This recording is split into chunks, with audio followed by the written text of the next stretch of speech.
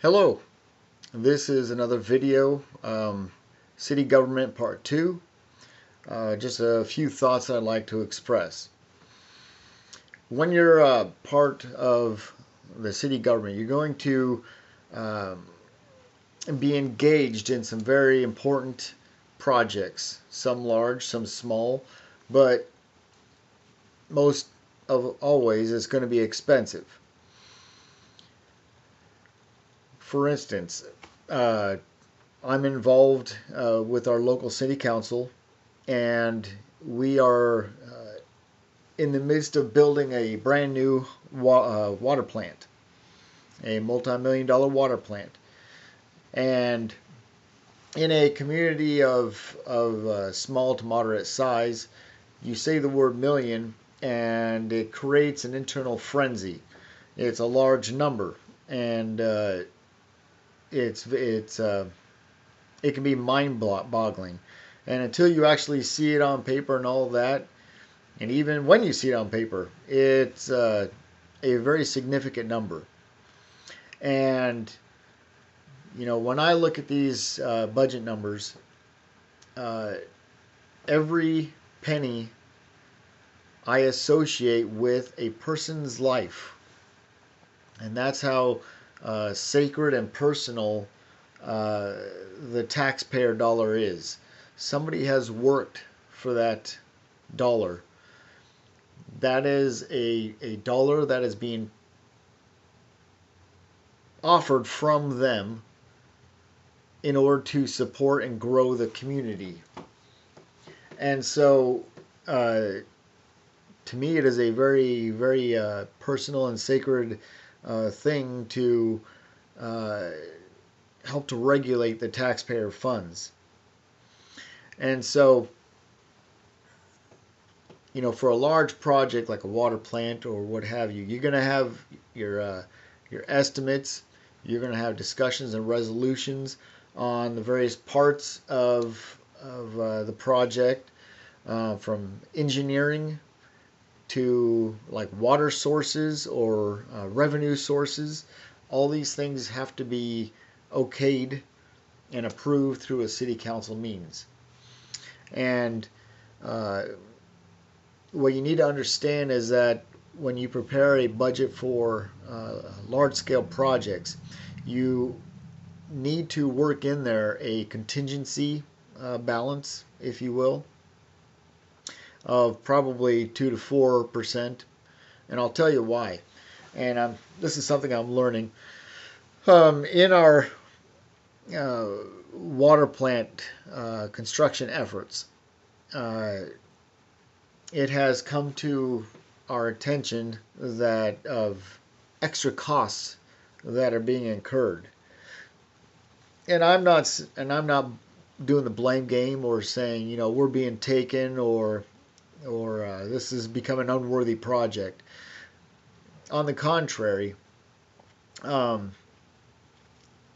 there will, for any kind of a construction project, most projects, there's going to be unforeseen things that come up. Life is rarely how you write it down on paper. Rarely. And so you need to build in a contingency into the budget to take care of those unforeseens, to take care of those extra expenses. For instance, we are um, working out the water pipelines from the old to the new, from the old water plant to the new water plant site, and um, unbeknownst to the blueprints of the city and to the people running the waterworks, there are piping down there below the surface. Some we knew about, but there's also some that we didn't know about. So there's an extra incurred cost because those things need to be removed and taken care of. And so um, you need to keep your cool as a city councilman and understand that things like this are going to happen. And it is part of our duty to figure out a way to get these things paid for. to get these things taken care of so that we can do the will of the city and the betterment of the city for future industry, for our posterity and the rising generation of this city, and to get this water plant erected, or in your case, some other project that you may see in your community to take place. Now, it is also your duty as a city councilman to be a cheerleader, okay, or to be a peacemaker. Anytime you have, again, the term millions of dollars, also when you have extra incurred costs like what I have just described, you are going to get people not happy. They will become suspicious. They will not treat you very well. And they will have suspicion of you because you are government. And government is bad. And so you need to keep things in perspective. Number one, for your own judgment and decision-making process. But also you need to have the facts in your heart and in your mind so that when you make these decisions, you'll be able to explain this to the people that have elected you. And so, like for me personally, I have to try to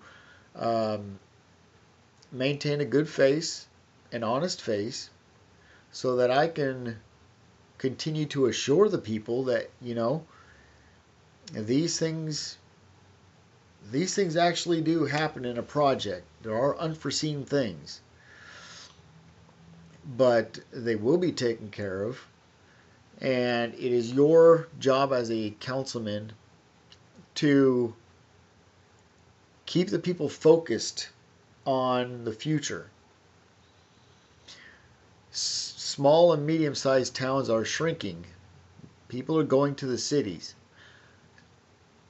And it's important and vital for every citizen of a town to do all that they can to make their town inviting, to encourage business to locate to your town, to accommodate the workforce.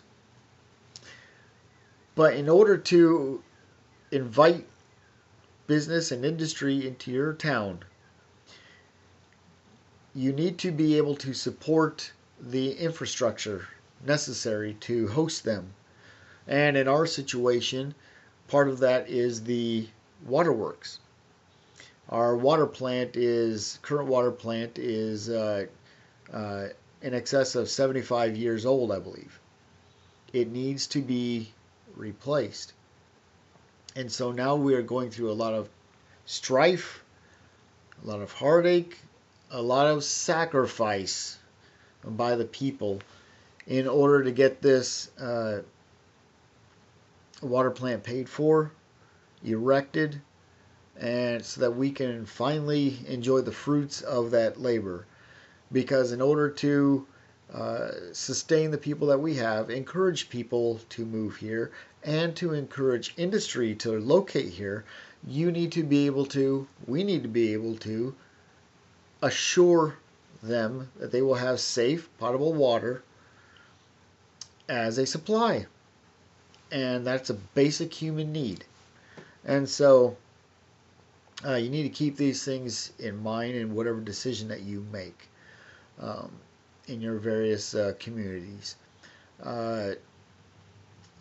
But even though you are accountable to the people, you are going to have people that are not happy with the decisions that you make.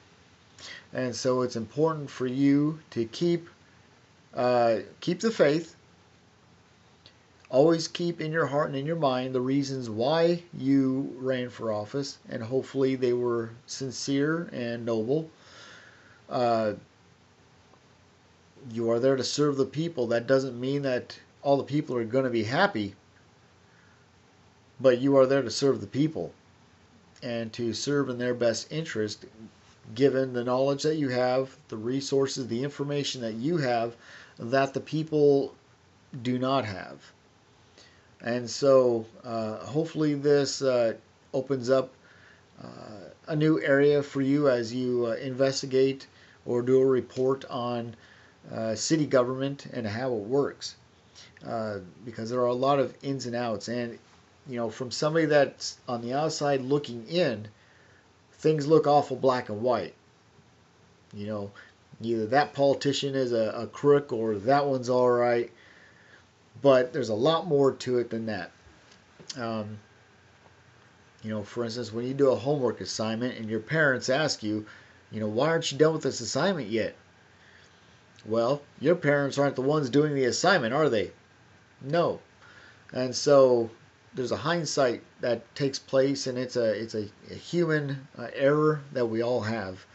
And so you know, I just encourage you to first off strive towards serving your community, whether it be on a council or whatever it is. You know, offer to paint a fire hydrant or trim trees or something. Pick up trash.